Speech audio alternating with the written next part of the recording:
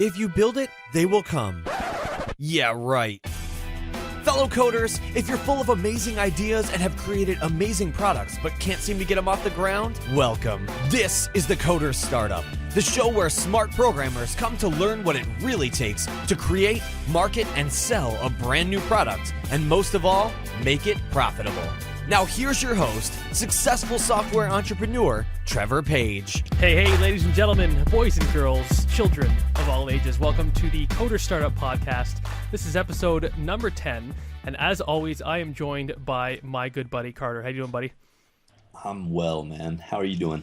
Not too shabby. Just had to do some fun stuff in my quote-unquote studio this morning to get this all set up for the Coder Startup. I've been having internet problems, but seems like everything's fixed up. So let's just, let's dive right into the good stuff. Let's not waste anyone's time. Today, I've been sort of hinting at wanting to share a story, wanting to share a result with the audience, with you guys listening.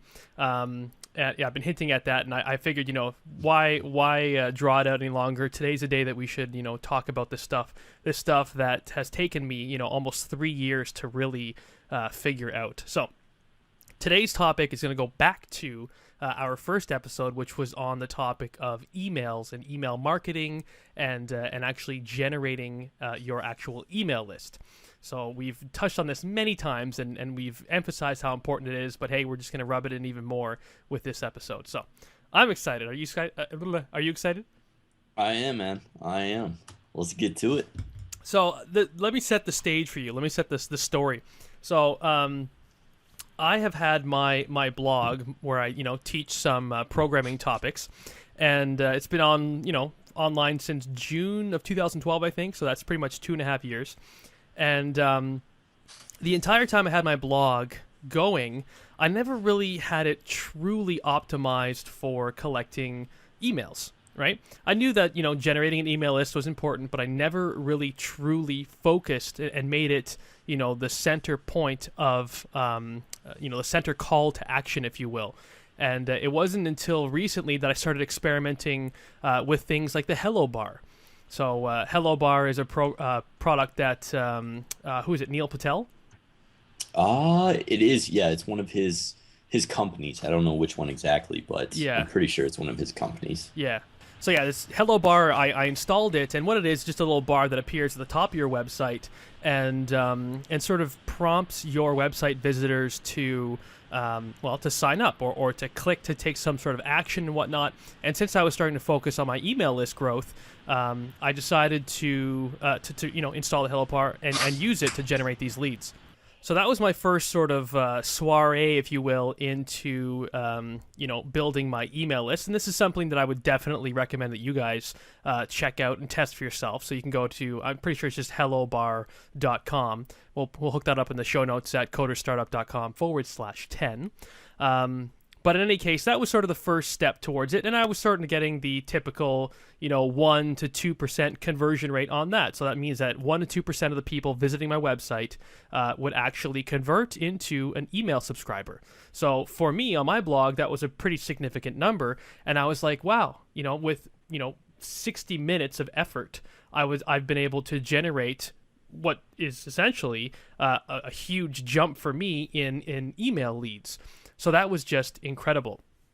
But then I had this call with my mastermind group. I've also talked about this group. Carter's in the group.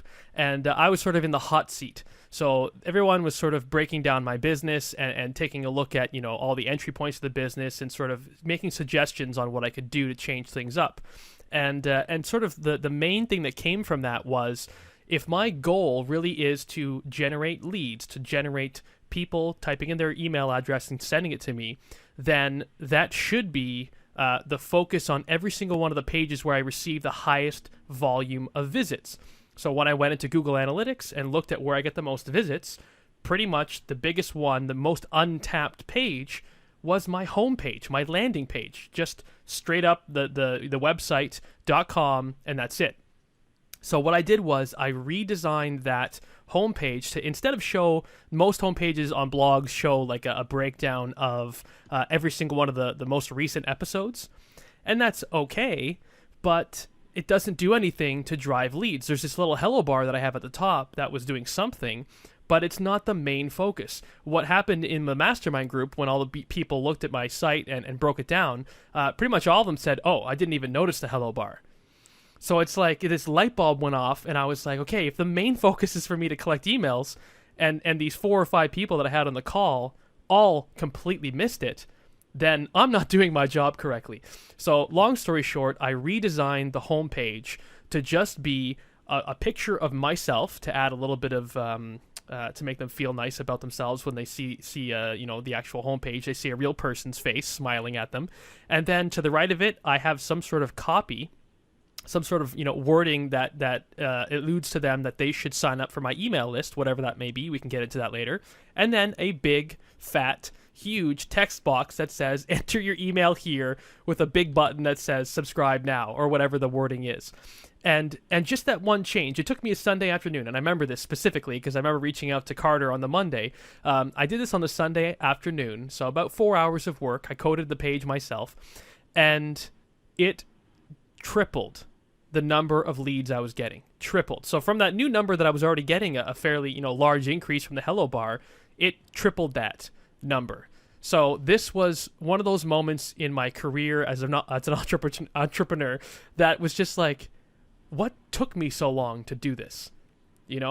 So, and I have another story like that. I don't want to get into that one just yet. But the moral of the story is, I knew that I wasn't doing my job well enough, and yet I was not taking action to fix it. And it wasn't until I had 4 or 5 people telling me, well, it's not good enough, Trevor, that I finally said, fine, I'll take care of it. And then got amazing results in the end. So in any case, this show's about growing your email list and all the tactics and strategies that you can employ in order to grow your email list. So the first one is just if your main focus is to build your email list, then make sure that when you have random people visiting your site, they will see and understand that is the main focus. They want to give you their email address. If they don't want to give you their email address, if that's not the first thing that comes into their mind is the decision of whether or not they should, then you're not doing it right. So ask yourself that question. Get your friends to check out your webpage and say, what's the first thing that comes into your mind when you see this page? And if it's not, oh, I see that you have an email list you want me to sign up for, then you're not doing it right. What do you think, Carter? Yeah, man, right there with you. It definitely, whatever the main focus is of the site, if it's to actually generate trials or build your email list, or like with one of my companies right now, we're redoing the entire site because the old site, we had someone who's an expert in e-commerce break it down, and he was like, I didn't even know this was an e-commerce site. Oh no. and it's so, I guess because we're so close, to whatever the problem is or what we're working on, sometimes we don't really see the obvious low-hanging fruit in front of us. But yeah, like we're our goal is to actually let people know that, hey, this is an e-commerce site. You can buy what we're selling right here, front and center. So we're redoing all that to make sure that's clear. And just like what you were saying, Trevor, your main goal was to build your email list and really positioning the entire site to showcase that as the focus has obviously done tremendously well for you. And yeah, and it's so easy to say it. Right? It's so easy to say, oh yeah, I want to build my email list. So what did I do? I put a hello bar on there. So I understand like that to me was progress. And it's true, it was progress. But I don't know really how to put into words how to make you guys, I mean, it really depends on where you are in your journey right now.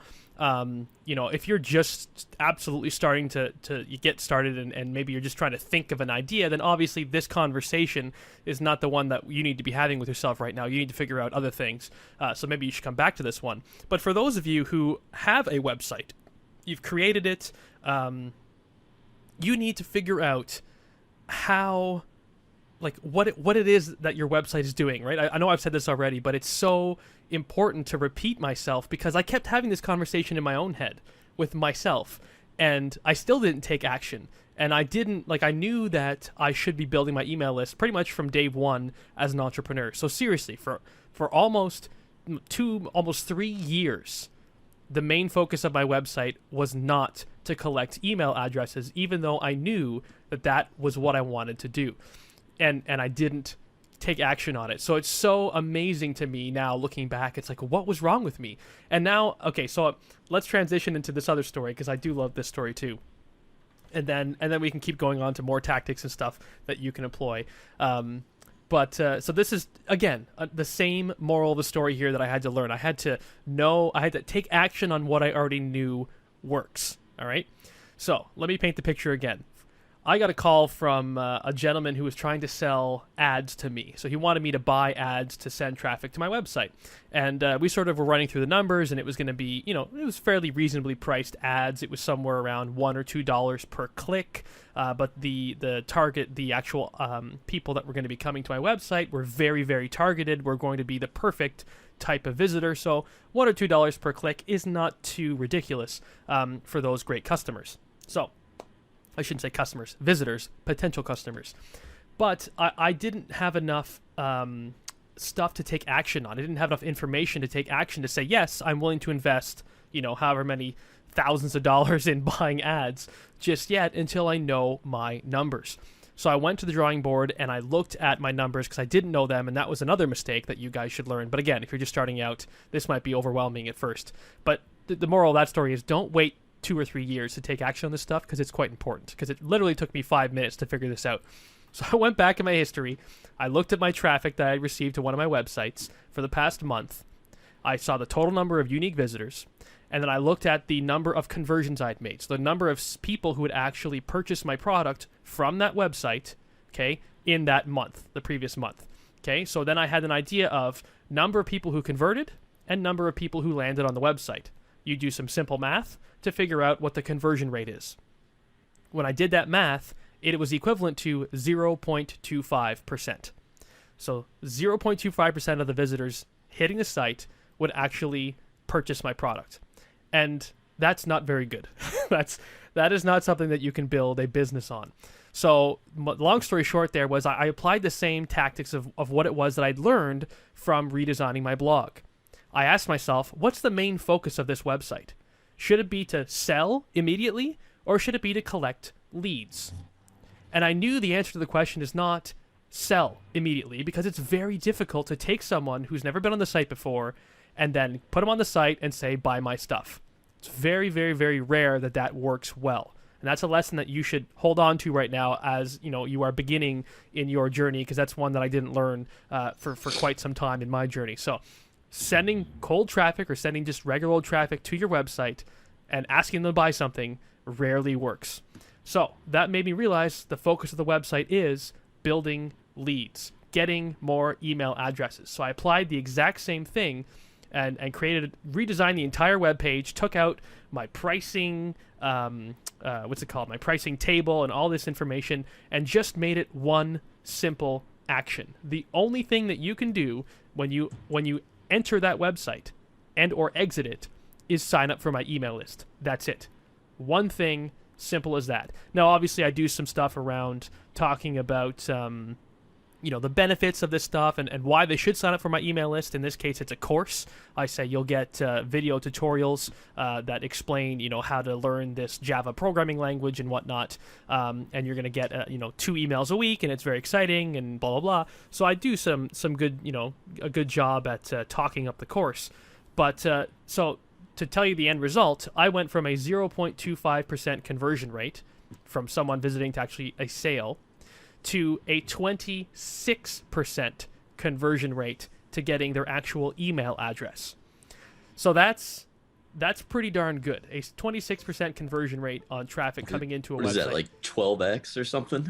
12. Oh, I don't even know. Like that's crazy. I mean, it's way more than 100% increase. Yeah. I mean, if you were a conversion consultant, you'd definitely be collecting your paycheck right there. So yeah, exactly. So like what is that? Just out of curiosity. So 0.25, you need to multiply that by 4 to get 1%, and then you multiply it by 26. It was 0.25. It wasn't. Yeah. I was doing 2. So what is that? That's 26 times 4. That's a 104. What is that? 1,000% increase? Like what's? I don't know. It's crazy. It broke the calculator. That's how great it was. It broke the calculator. Now that's to say that that's not to a sale. Okay, so don't get too excited just yet. That is someone giving me their email address. But now I can employ all the tactics that I know in sending out an autoresponder series in order to take those people on that list and convert them into a sale. And I can tell you with certainty that there is going to be much, much higher than a 0.25% conversion rate within that email list and within that autoresponder that's going to be sent out. Okay, I can't hypothesize as to what the percentage is actually going to be, but I guarantee you this is going to result in an increase in sales for my business. No questions asked. So it's just another one of those things where it's like, I know what I need to do. I know the point, of what it is that I want to, the point I want to drive towards. I know the end result and what it should be. And I just, again, for 2.5 years, I wasn't executing on it. So I don't know why. I can't tell you why it was that I wasn't executing on it, but I don't want you guys to make the same mistake. Learn from my failures and know the cardinal rule is you cannot just ask someone for a sale right off the bat. You need to develop a relationship with that person, and that is why the email list is so important.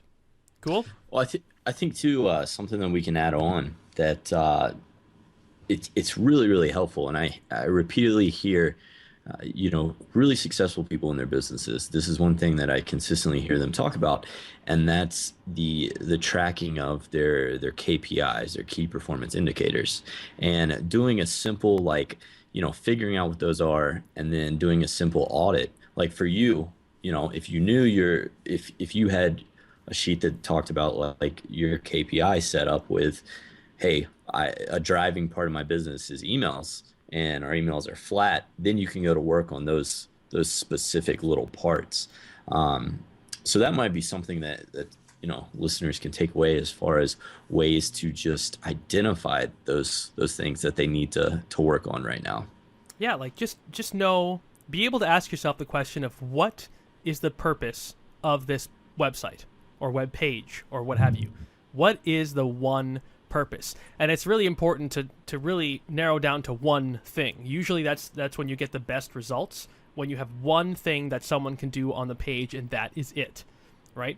I remember way back when I was interviewed on the Smart Passive Income podcast, which was a big win for me way back when. Mr. Pat Flynn himself sat me down for whatever it was, 45 minutes to chat about business and stuff, and I was thrilled to do it. But when the episode went live, I created sort of like a landing page for his audience. So anybody who heard the episode would go to my blog and would see sort of a welcome message for them saying, hey, welcome to my blog, or to the Smart Passive Income listeners, right? Mm-hmm. I found, after I'd done that, I had found a someone way into the future, after that was actually published, someone had created sort of like a blog post, like an instructional blog post as to how to not go about creating a landing page.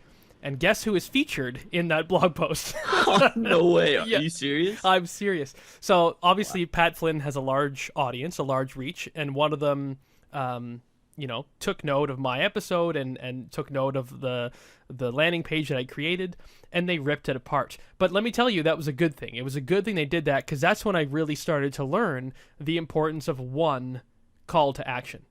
Because I had, when they actually landed on my page, they had, they could click to share it on all the different, social media sites. They could click to leave a comment. They could, click on many links within the blog, the welcome message itself. I had links to every single one of my products. There was a sign up thing for my email list at the very bottom. There was probably even a pop-up. And, there's just all these different conflicting actions that someone could take on the page itself. And it was just, I was reading through the post, and as, upset I was at the time, I was like, who do you think this guy is, ripping me apart like this? But it's true. It's a true lesson that I learned. You get the best results if you just keep it to one call to action. Whatever that is, whatever it is that you think is the most important thing that someone should be doing on your website, and then stick to those guns. Drink your own Kool-Aid. That's been my my saying that I've been spewing out over the past week. Is I need to be drinking my own Kool-Aid because I'm not practicing what I'm preaching, and I'm paying the price for it. I have this great knowledge in my head, just like you do in yours, Carter, and I'm not taking action on it. So there's a disconnect there, and I'm doing my best to address that issue. And that's why, again, huge mistakes on my part, and I don't want you guys to make the same mistake. So learn from me and my wisdom and my stupidity. So there you go. Yeah, man. Well, exciting to hear about the adjustments you made and the success it's already bringing. That's definitely good stuff. Totally, man. I'm very, very excited about the future. And what I've noticed is from all this work, there's been one thing that's really been helping me out. And I know as programmers, we tend to suck at this part, and that is actually designing the actual page itself. So like I've been saying, you should have only one call to action, and I've mentioned that for my blog and for this other site, there's just the one action that they can take. And what I've been doing is, since I suck at design, it's not my forte at all. I think we've mentioned this before. I've been using a thing called Lead Pages, and Lead Pages allows you to take actual pre-designed web pages that actually do convert. Okay, these are tried and true, tested methodologies and design principles that are put into each of these templates that you can use yourself. And it just saves me so much time. I can go from an idea to having a web page created and functioning and being amazingly efficient, like the one I just created, in like less than 30 minutes. It's stupid how fast you can do this. So yeah, Lead Pages, we've talked about it before. I use it all the time. It's seriously my go-to tool. There is a cost for it, but I'll obviously leave that up to you guys if you want to make that investment or not. I don't want to pressure you into buying something that you're not ready to buy, but I can tell you from hand to my heart that it's one of the most important and useful tools that I have in my tool belt as an entrepreneur. So you can check it out. Go to codersstartup.com/leadpages and and check it out. I mean, it's such a cool product, and it's so well designed, and I love using it. But anyway, do you have any tools like that you can throw in there? Totally. Yeah. It's just such a good point that there are so many of these tools that are out there that can help you and make life so much easier. It's pretty much, if you're stuck on something, chances are there's probably a tool that's at least attempting to solve that. This is pretty relevant. I actually put together a piece, and I guess I should disclose this. This is for one of my clients. But put together a nice little piece about just some really great tools out there for email marketing efforts. Because, so often you get these email lists and then you're like, what do I do now? And this isn't Aweber, MailChimp, stuff like that. This is actual tools that can help. One of the tools on there that I really like is CopyCog. It actually helps you plan out all your content, so it makes things super easy for when you're going to be delivering your emails, and you can actually assign assignments to other people if they're writing for you, so like VAs, or if you have your significant other typing away, stuff like that. You can just keep it really nice and scheduled. You said CopyCog? Yeah, Okay. CopyCog. That's a really good one. Yeah, because I'm exactly in that position right now. I mean, I'm building these email lists now. Like when you put the two of them together, I think the other day I hit 64 people I had signed up in one day between the two lists or something like that. So for me, again, that's just another new high that I've reached. At this point, when we're recording this episode, that's currently my record. It's 64 people in one day, and that's awesome. To me, that's awesome. I'm very excited. But that you bring up a good point. I mean, once you have them on your list, you need to do something with them. You can't just pat yourself on the back and then walk away. So that's something that I'm struggling with right now, is putting together a good email sequence, a good autoresponder to actually mail out to these people, create that relationship, build the value, obviously deliver the value, and then be able to make the pitch, the first pitch to sell the product. So CopyCog, you're saying, can help me out with that. Copycog, and that's a free tool. Another cool tool, MyCrowd, QA email testing. It actually, I see all the time, people send out these emails and they have broken links or things aren't working, or I'll pull it up on my iPhone, it just doesn't look good.